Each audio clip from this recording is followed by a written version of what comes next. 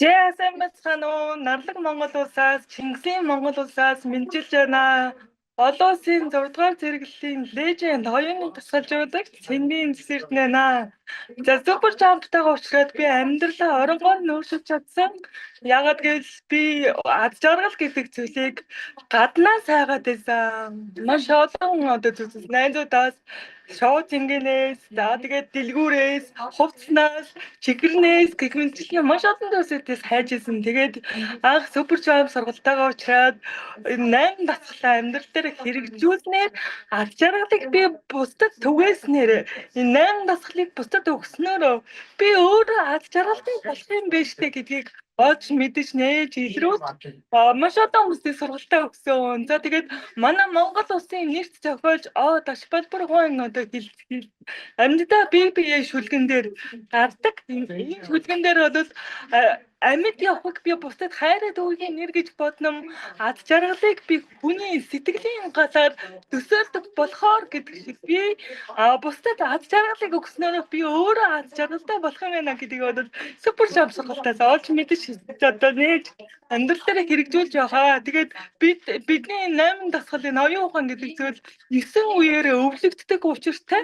Тэгэхээр бид нар цаашдаа сайхан ирээдүй, сайхан нийгмийг хамтдаа бүтээх бүрэн боломжтой шүү. Тэгээд Чингис хаан Монгол улсын одоо энэ хаан дэлхийн талыг эзэлсэн шиг монголчууд бид нар ч гэсэн дэлхийг одоо бүднээр оюун ухаанаар нийтлэх цаг нь иржээ. Монголчууд зэрэг цаг нь болсон байна. Тэгээд багш нартаа баярлалаа. Үүсгэн байгуулагч нартаа баярлалаа.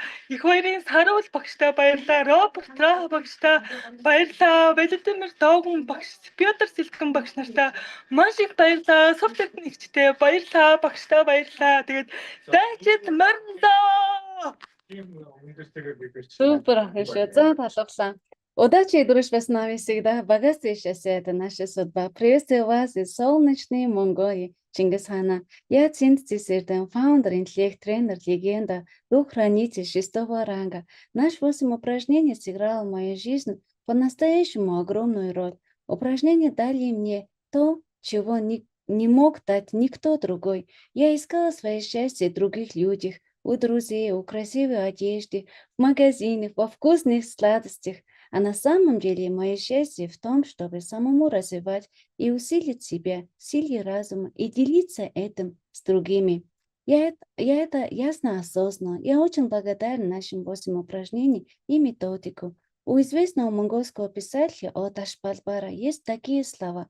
Я думаю, что смысл жизни в том, чтобы дарить людям любовь. А счастье я представляю как огонь человеческой души. Так сказано в его стихотворении. Название этого стихотворения «Пока живи, любите друг друга, люди». Именно этого нам сегодня так не хватает в современном обществе. Наши упражнения, знания и практики дают возможность жить счастливо, счастьем, которым передается по наследству через 9 поколений. Выражаю глубокую благодарность наставнику их бояр Сарула, Роберту Ра, сестру и наставнику Цисирден, и Владимиру Догуну, и Петру Силькану, и всем интеллект-тренерам. Когда-то Монголия Чингисхана покорила мир, так сегодня мы покорим мир в силе разума. Всем вперед, всем удачи и даю горячий микрофон величайшему, легендарному, нашему светлейшему Веру Макаренко. Благодарю.